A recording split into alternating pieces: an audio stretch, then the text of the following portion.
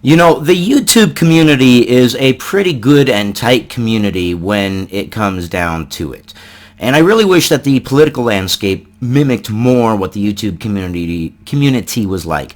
And Jukin Media's extortion and the internet's reaction on YouTube is a great example of how good a community YouTube is.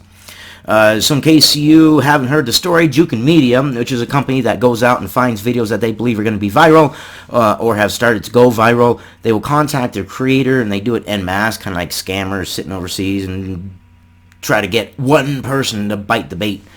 And they promise that, hey, you know, we will promote your video to news corporations, we'll promote it on all this kind of stuff, we'll do everything, we'll make sure you get paid, you get, like, I think it was 78% of the income they keep, or 70%, they keep 30, something like that. I don't know what the exact percentages are off the top of my head. I knew them a couple days ago and I already forgot them, but whatever, it doesn't matter. So anyways, they took MxRPlays and they were trying to charge them $49 for a license. Now, MxRPlays paid the $49 for the license because they had a viral video that was in one of Jukin Media's libraries playing. And yeah, it was fair use in the first place. They shouldn't have been charged the $50, but they paid not knowing any better. Bless their hearts. Well, Jukin Media took that as a sign of, oh, these people are willing to pay. These people are willing to pay. They came at them and charged them $2,000 on something that they shouldn't have charged them anything to begin with. Now, Jukin Media had put out a response. It's an absolute BS response. This was a couple days ago. I know it says 42 minutes at the top, but it was a couple days ago. But the big news really is this, and I'll come back to this here in a second, but twice I have tried, and yeah, Jonathan's account doesn't exist anymore. This is Mr. Jonathan. He is the CEO and founder of Jukin Media, but his account is gone. It's gone. So the only thing that I can hypothesize is that he has deleted his account. It doesn't exist. It's done. Interesting. Now, it definitely did exist when I first started to report on it, so I don't know. But it does appear that he has deleted his account. Way to go, internet community. You see, the internet and YouTube is a community that tends to be able to pass across partisan lines. You can have a YouTuber that you disagree with, but when it comes down to it and something's happening that affects everybody kind of bands together, and this is great. They're putting pressure on Jukin Media. Jukin Media has been getting turned down for all the recent people that they've been contacting because why? You guys are doing your job. You guys are spreading the news. Jukin Media is pretty much running scared. This is a good thing. This was Jukin Media's response. I went into it a little bit on my other video, but I do kind of want to go into it again real quick. Hi, we'd like the chance to respond to this. For starters, it's important to understand that we provide a service for video creators. No, you provide a scam for video creators.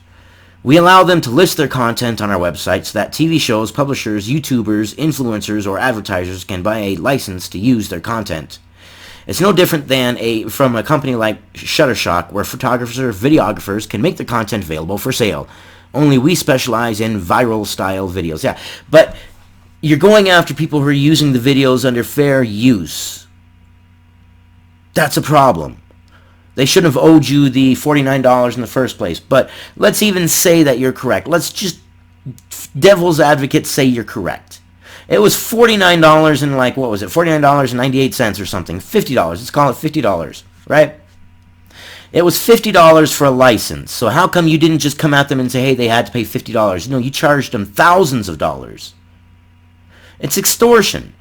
You know the threat of putting a strike on a channel is almost a death sentence. And if a channel gets scared, they'll pay the money. You're strong-arming them is what they used to call it. As we've mentioned repeatedly, you can completely avoid any issues related to copyright by simply licensing videos on our website for $49. We have no ill will towards you or your channel, except for the fact that we want all your money, and we're charging $49 for a license, but we're going to charge you $1,500 across 2 videos for a total of $3,000 when the original is $49. Whatever. The whole story stinks, Jonathan. The whole story is just absolute BS. But I am so proud of you guys on the internet. You guys are doing your job. I definitely want to do my part in it. They're running scared. They are absolutely running scared. He wouldn't have deleted his Twitter account. He wouldn't have done it if he was wasn't at least somewhat scared. And it's the publicity, it's the negative push that he's got. It's people exposing it and spreading it, and other content creators, perhaps this company will contact them and they've seen these videos and they'll be like, no. Too much of a question.